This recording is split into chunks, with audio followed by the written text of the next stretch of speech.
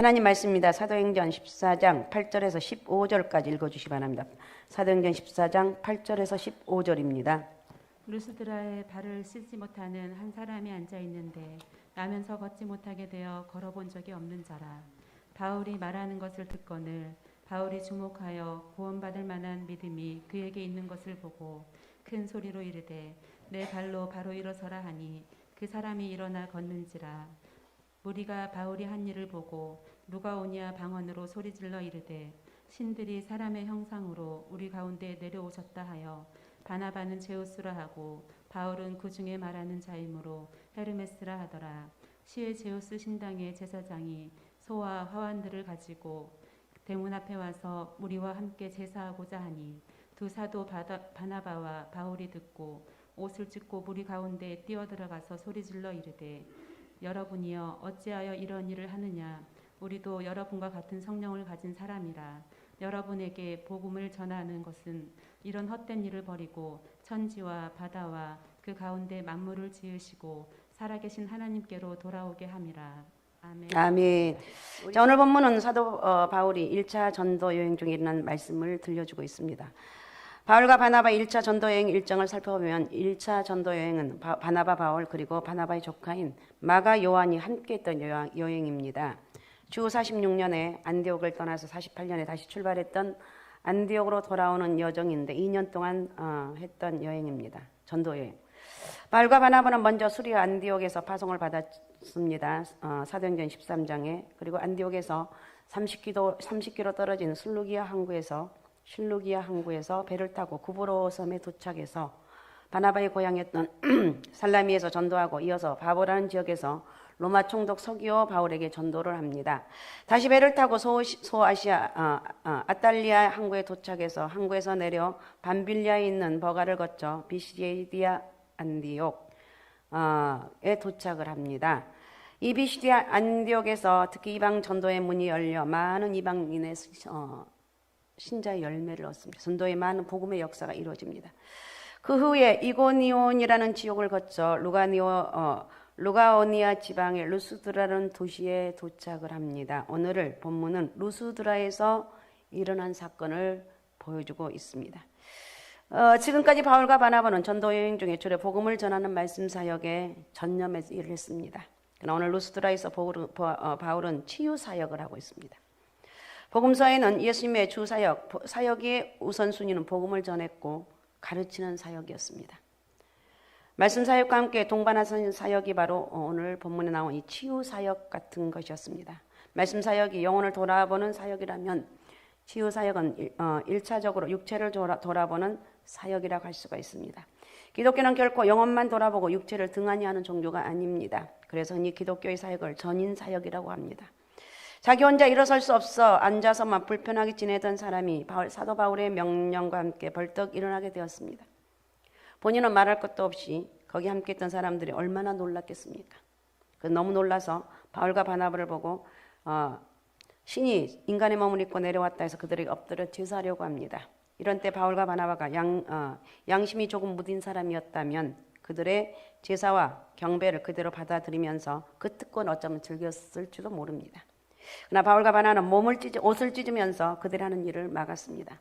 그리고 그들에게 이런 헛된 일을 버리고 하나님 앞에 돌아오게 하는 것이 복음을 전하는 목적이라고 말하고 있습니다. 예수 믿는 목적, 첫 번째 예수 믿고 구원받는 것이고 두 번째는 모든 우상들 이런 것들 다 버리는 거예요. 우리가 예수 믿는 게 얼마나 행복한지 모릅니다. 예수 안 믿는 사람들은 어디 작은 일 하나 하더라도요 얼마나 신경 쓰는지 몰라요. 혹시 손을 타면 어떨까? 여러분 손 탄다는 말 들어보셨습니까? 손을 타면 어떠나? 근데 우리 예수 믿는 사람 너무 당당하잖아요. 아무 생각이 없어. 왜? 주님이 다 그런 모든 것들을 해결해 주셨기 때문에. 이렇게 해서 그들이 서야 할 자리에 바로 설 수 있도록 깨우쳐 주었는데 이것은 내가 우상이 되려는 것을 극복한 아름다운 교훈이고 그 당대 후세 모든 그리스도인들에게 말씀해 주고 있습니다. 오늘 우리에게 주신 말씀을 이해하는 데 도움되기 위해서 루스드라의 신화를 한번 여러분에게 소개하겠습니다. 오래전에 제우스와 헤르메스라는 신이 루스드라에 왔었다고 합니다. 이건 하나의 신화죠.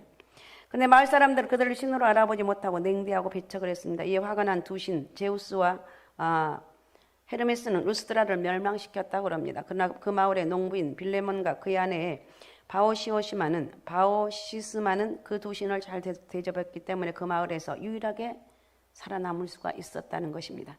그들이 살고 있던 집은 신전이 되었고 그들은 그 신전의 제사장이 되었고 또한 그들은 이 마을에 계속 살면서 자식을 낳아서 그 마을을 지켜나가게 했습니다. 그들이 죽은 후에 그 마을에는 두 개의 고목이 생겼는데 그것이 바로 빌레몬과 바오시스만 부부를 상징하는 나무였던 게 하나의 신화입니다.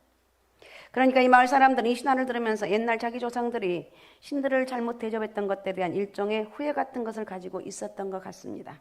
근데 하필이면 바울과 바나바가 루스드라에 나타났습니다. 한 사람이 아니라 두 사람이 나란히 나타나서 안진뱅이를 단 한 번의 명령으로 일으키는 놀라운 이적을 행하자 마을 사람들은 바울과 바나바를 본 순간 혹시 이분들이 과거 신화의 주인공인 제우스와 헤르메스 신이 아닌가 이렇게 생각을 합니다. 마을 사람들은 누구를 제우스라고 생각하고 누구를 헤르메스라고 생각했는가? 그들은 바나바를 제우스로, 바울을 헤르메스 신이라고 생각했습니다. 왜 그랬냐면 바나바는 굉장히 키가 큰 미남이었다고 합니다. 그러니까 사람들은 바나바에게서 제우스 신을 연상시켰던 것 같습니다. 바울은 그렇게 키가 큰 사람이 아니었습니다. 성경에서 바울에 대한 기록을 보면 그는 매우 키가 작았고 볼품없는 외모와 항상 병색이 짙은 얼굴을 하고 다녔습니다. 그러나 그 한번 입을 열면 강직하고 단호한 메시지가 선포되었습니다. 바울의 그 날카로운 메시지를 들으면서 저분은 헤르메스 신이 사람의 몸을 입고 나타나신 분이라고 이렇게 생각을 했습니다. 그래서 사람들은 소를 가지고 오고 화관을 가지고 오고 하면서 옛날 제우스 신과 헤르메스 신에게 못다한 대접을 하기 위해서 바울과 바나바를 향해 엎드려 경배하고 제사를 드리려고 합니다. 여기서 어물어물하다가 그냥 있으면 바울과 바나바는 이 사람들에게서 찬송과 영광과 경배를 받게 되었을 것입니다. 이 얼마나 신기한 일이겠느냐는 거예요. 사람의 마음에는요, 자기를 우상화하고 싶은 악한 본능이 조금씩은 다 있어요. 그러나 이 순간 바울 사도는 이 본능을 극복을 합니다. 정말 자기를 우상화하려고 하는 유혹이 많은 이 세대에 우리에게 아름다운 귀감이 되고 있습니다. 성경이 자세히 읽어보면 하나님이 가장 미워하는 죄가 무엇인가? 우상숭배입니다. 우상숭배지. 우상숭배죄보다 더 단호하게 성경에서 금하고 있는 죄는 없습니다. 이스라엘 멸망한 것도 우상숭배 때문에 그렇게 하나님만 바로 섬기라고 그렇게 수많은 선지자를 통해서 얘기했지만 이스라엘 백성들은 콧등으로도 안 듣습니다. 결국은 이스라엘은 망했습니다. 사람은 참 하나님을 잃어버리게 되면 하나님의 대용품으로 우상을 향해 끊임없이 달려가고 싶어하는 죄악된 근성을 갖고 있습니다. 하나님의 택한 백성인, 그러니까 하나님만 섬겨야 될 이스라엘 백성까지도 그들의 시선을 하나님에게서 옮겨 우상을 숭배하는 죄악을 범하고 있습니다. 구약시대 이스라엘의 역사는 바로 하나님과 우상 사이에서 방황하는 역사라고 말해도 지나친 표현은 아닐 것입니다. 그러므로 하나님의 종들이 계속해서 할 일은 우상을 정죄하고 우상을 파괴하고 살아계신 하나님만 바라보는 게, 그러니까 다시 한번 우리의 영적인 신앙을 돈독히 하는 시간. 예배는 왜 중요한가? 예배를 통해 내가 잘못된 거 있으면 영적인 이 힘을 얻는 거 예배거든요. 예배를 통해서 내 마음속에 있는 모든 우상들, 어둠 영들을 쫓아내는 거예요. 그리고 살아계신 하나님만 바라보는 거예요. 아셨습니까? 오직 하나님만 바라보고 믿음으로 승리하시기 바랍니다. 자, 사도행전 12장 1절 2절을 한번 읽어주시기 바랍니다. 그때에 헤롯 왕이 손을 들어 교회 중에서 몇 사람을 해하려 하여 요한의 형제 야고보를 칼로 죽이니. 네. 헤롯 왕이 손을 들어 교회 중에 몇 사람을 해하라고 해서 요한의 형제 야고보를 순교시킵니다. 이렇게 헤롯 왕이 야고보를 순교시켰는데 사도행전 12장 후반부 21절을 이렇게 말합니다. 21절을 읽어주시기 바랍니다. 헤롯이 나를 택하여 왕복을 입고 단상에 앉아 백성에게 연설하니 22절 백성들이 크게 부르되 이것은 신의 소리요 사람의 소리가 아니라 하거늘. 그러니까 이 헤롯이 이 순간 신으로 인정받고 싶은 유혹을 받았던 것 같아요. 그래서 23절 한번 읽어봅니다. 23절 헤롯이 영광을 하나님께로 돌리지 아니하므로 주의 사자가 곧 친히 벌레에게 먹혀 죽으니라. 아멘. 참 벌레에게 먹혀 죽었어요. 별거 아니죠. 인생 사는 게 별거 아니에요. 우리 황균아 집사님 남편이 41살인데 돌아가셨어요. 심장마비로. 깜짝 놀랐어요. 이 우리 인생은 참 별거 아닌데 우리는 이렇게 몸부림쳐 사는데 정말 우리가 생각할 것은 뭐냐? 정말 바른 믿음을 가지고 살아가는 게 정답이다. 정말 믿음으로 살아가는 게 가장 큰 능력이다. 여러분 어떤 상황에도 믿음의 은혜가 여러분 가운데 있으시기 바랍니다. 그러니까 성경에는 자세한 것을 기록하지 않지만 헤롯은 이 순간 신으로 자처하고 싶어 했고 영광받기를 원했습니다. 그러나 바로 그 순간에 하나님은 우리는 헤롯의 비참한 최후를 보게 됩니다. 우상숭배죄는 하나님이 가장 단호하게 다루시는 죄입니다. 시편 115편 1절 한번 읽어보시기 바랍니다. 여호와여 영광을 우리에게 돌리지 마옵소서. 우리에게 돌리지 마옵소서. 오직 주는 인자하시고 진실하심으로 주의 이름에만 영광을 돌리소서. 아멘. 예, 오직 주의 이름만 영광 돌리라고 이렇게 고백하고 있습니다. 우리도 주님 오직 하나님만 영광 받아 주옵소서. 내가 정말 너무 잘 되고 정말 막 승승장구하는데 사람들이 막 칭찬합니다. 어떻게 당신은 그렇게 잘 됩니까? 근데 우리 마음속에 스물스물 올라온 게 그치 내가 잘해서 그렇지 이런 걸 꺾으라는 거예요. 하나님이 하셨습니다. 내가 하는 건 아무것도 없고 하나님이 나에게 은혜를 주셨고 하나님이 하셨기 때문에 내가 이 자리까지 올 수 있었습니다. 모든 영광 그분 하나님 앞에 올려드리는 거예요. 사람들이 끊임없이 우상을 만드는 이유가 어디에 있다고 생각하십니까? 하나님 보이지 않기 때문에. 인간은 보이는 대상을 찾고 싶어 합니다. 그래서 끊임없이 하나님을 눈으로 보고 싶은 유혹을 마음속에 갖게 됩니다. 모세가 시내산에 올라가 있을 때 이스라엘 민족은 아론더러 우리를 인도할 신을 만들어 주세요라고 합니다. 아론이 금으로 송아지를 만들어 이것을 너희를 인도한 신이다. 하나님이라고 말합니다. 이스라엘 백성들은 미친 듯이 좋아했고 하나님은 진노하셨습니다. 보고 싶어하는 것은 인간의 본능입니다. 여기서 생기는 문제가 많습니다. 그래서 어떤 때는 사람이 우상화되는 경우가 많습니다. 이것을 극복하지 않으면 우리 인생은 어려움을 당할 수밖에 없다는 것입니다. 자, 그러면 바울이 어떻게 인간의 우상을 극복할 수 있었는가? 첫 번째, 바울은 다른 사람들의 지닌 가능성을 인정을 합니다. 나만 그런 게 아니고 나만 이런 하나님의 일을 하는 게 아니라 다른 사람도 할 수 있다. 다른 사람의 가능성을 인정을 합니다. 바울과 바나바는 오늘 주신 말씀에서 보는 대로 안진뱅이를 고치는 사건을 행했습니다. 9절 한번 읽어주시기 바랍니다. 9절. 바울이 말하는 것을 듣거늘 바울이 주목하여 구원받을 만한 믿음이 그에게 있는 것을 보고. 네. 바울은 평생 걸어본 적이 없는 이 안진뱅이에 얻을 만한 믿음이 있는 것을 보았습니다. 여기서 말하는 구원받을 만한 믿음이란 치료받을 만한 믿음이라고 말하는 것이 더 합당할 것 같습니다. 바울이 이 안진뱅이를 고치는 데 있어서 가장 절대적인 권능이 있는 것처럼 행세하지 않고 있는 것, 여기에 주목할 필요가 있습니다. 우리는 이걸 봐야 돼. 이것이 중요해. 내가 능력으로 그 사람의 병을 고치는 것이 아니라 다만 그 사람 안에 있는 구원받을 수 있는 믿음, 치료받을 수 있는 믿음을 본 것뿐입니다. 왜 내가 우상이 되면 안 됩니다. 내가 왜 우상이 돼야 되는가? 내가 어떤 것을 독점하고 있다고 착각하고 있기 때문에 그렇습니다. 나만이 어떤 계시를 독점하고 있다고 생각할 때 여러분이 절대로 알지 못하는 신기한 계시를 내가 나누어 드리겠습니다. 이렇게 말을 해요. 사람은 누구나 신기한 것에 대한 본능이 있습니다. 그래서 그 신기한 것을 찾아서 방황하다 보면 잘못해서 이단에 거짓된 교훈에 빠지게 됩니다. 자, 디모데후서 4장 3절 4절을 읽어주시기 바랍니다. 때가 이르리니 사람이 바른 교훈을 받지 아니하며 귀가 가려워서 자기의 사욕을 따를 스승을 많이 두고 또 그 길을 진리에서 돌이켜 허탄한 이야기를 따르리라. 아멘. 사람들이 귀가 가려워서 그 길을 긁어줄 신기한 소리를 찾습니다. 귀가 번쩍 뜨는데 어떻게 그런 일이 그러면서 거기에 퐁 빠지는 거예요. 허탄한 이야기는 내용도 없는 이야기인데 우리의 길을 즐겁게 하는 말입니다. 신기한 이야기. 호기심은 잘못하면 우리를 진리의 바른 길에서 멀어지게 할 수가 있습니다. 여러분, 우리는 분명히 깨달아야 될 게, 분명히 오늘 들을 게 뭐냐? 진리에는 새 것이 없어요. 하나님이 이미 우리에게 말씀을 다 계시하셨습니다. 그래서 누군가가 우리가 지금까지 전혀 들어보지 못한 새로운 메시지가 있다고 유혹하면 경계하라는 것입니다.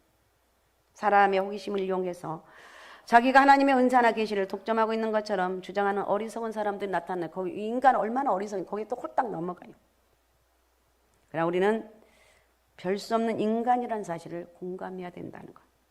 그리고 다른 사람에 있는 그 가능성을 인정해서 당신도 내가 조금만 도와주면 나처럼 전도할 수 있고, 나처럼 주의 말씀 안에 거할 수 있고, 나처럼 이러하게 할 수 있다는 것을 말해 주어야 돼요. 그러나 잘못된 교훈에서는 나와 내가 얼마나 다른가를 강조하면서 한 사람, 자기를 우상화합니다.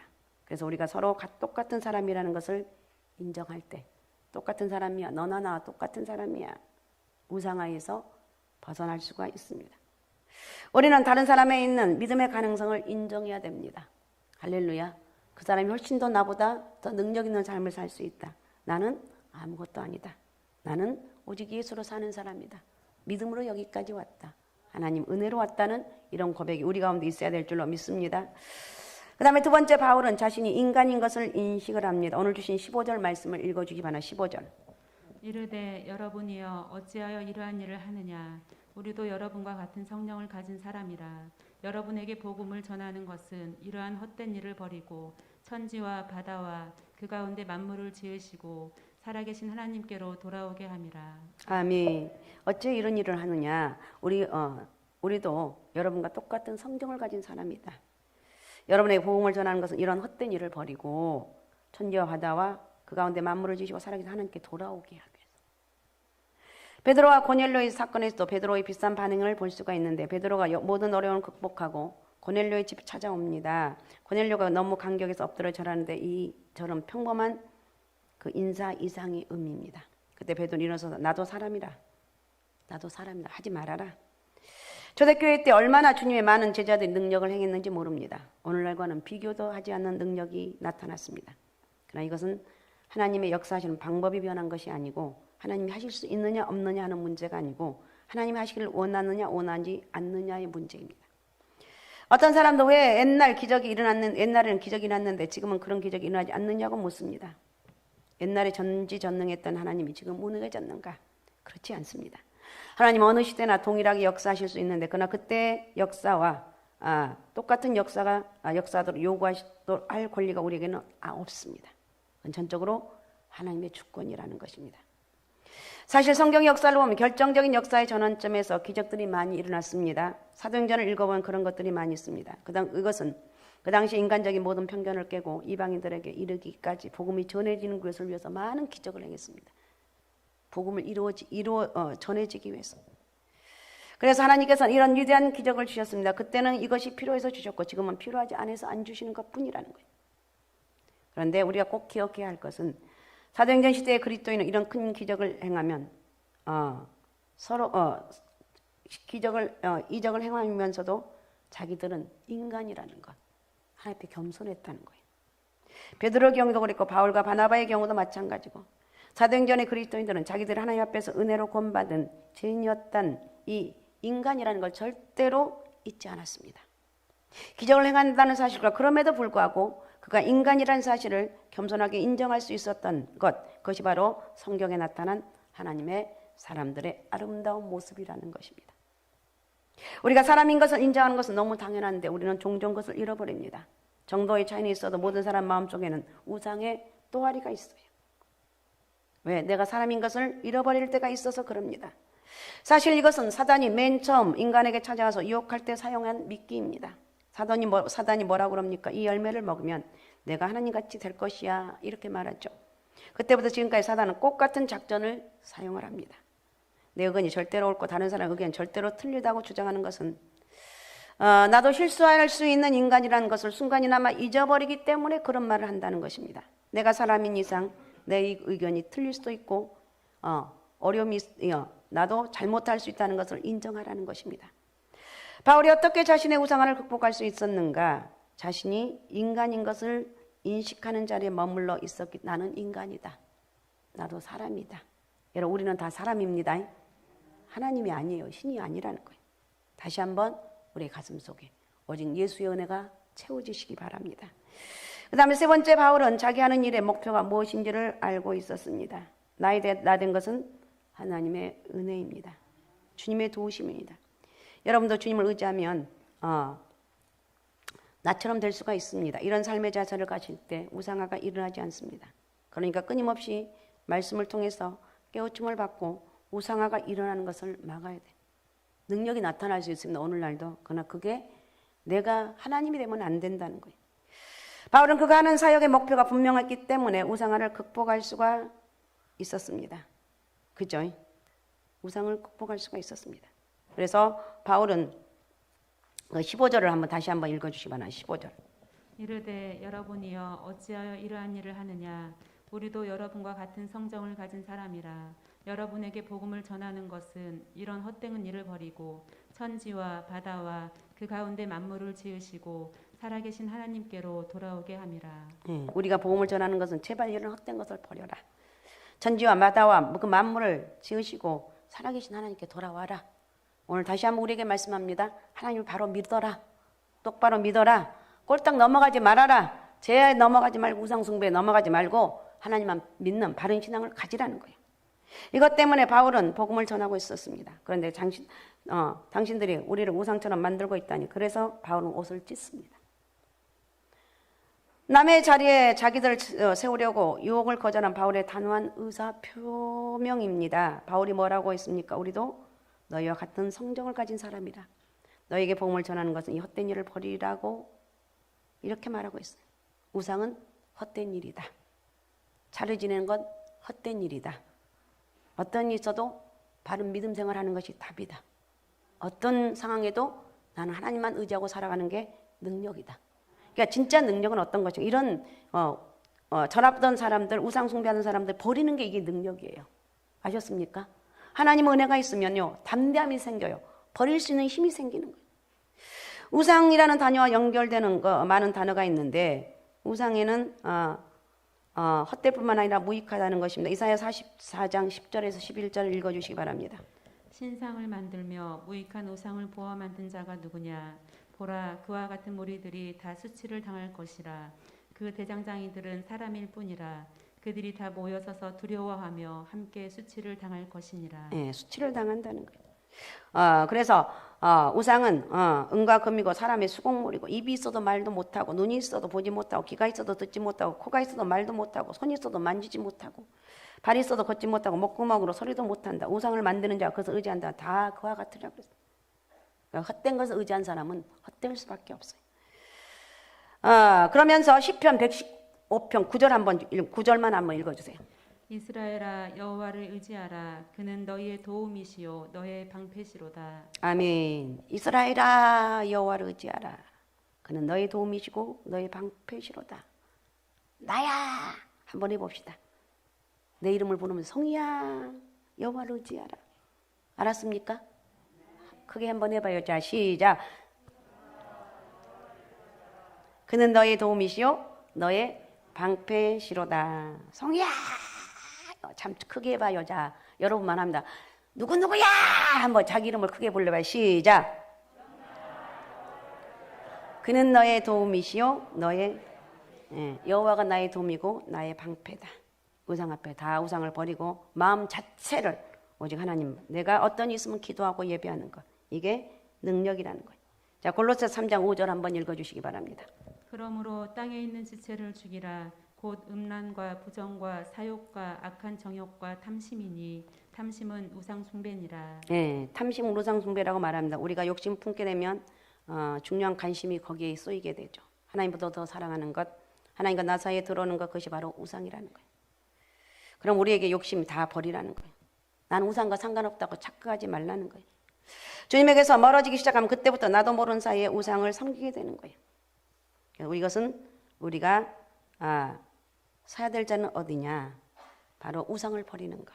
나는 오직 예수 그리스도로 채워져 있는 것.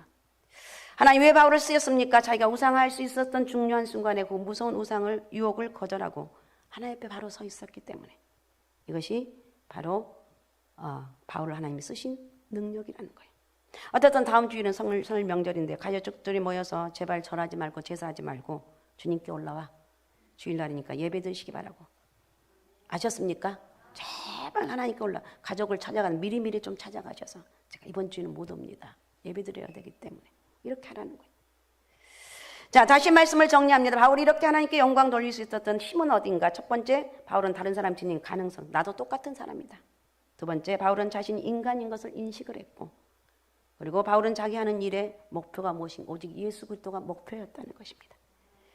자, 오늘도 우리가 여전히 바울과 같이 하나님께만 영광 돌릴 수 있는 그런 복된 은혜가 오늘 저와 여러분에게 있으시기 바랍니다. 오직 예수, 오직 믿음, 오직 성령 충만함으로 살아가는, 그래서 이번 한 주간 동안 다 새벽 예배에 올라오셔서 기도하는겨. 하나님, 내가 이길 수 있도록 우상을 이기고 믿음으로 승리하기 원합니다. 그런 역사가 있게 도와주옵소서. 아셨습니까? 자, 이 시간 우리 주여 3번 부르고 우리 같이 기도합니다. 하나님, 우리 가정에서 우상이 떠나게 하시고 어떤 상황 가운데 하는 내 가슴 속에는 예수 그리스도로 꽉 채워져서 오직 예수로 살아갈 수 있는 복된 역사가 있게 도와주옵소서. 자, 우리 주여 3번 부르고 우리 같이 통성으로 같이 기도하겠습니다. 주여, 주여, 주여.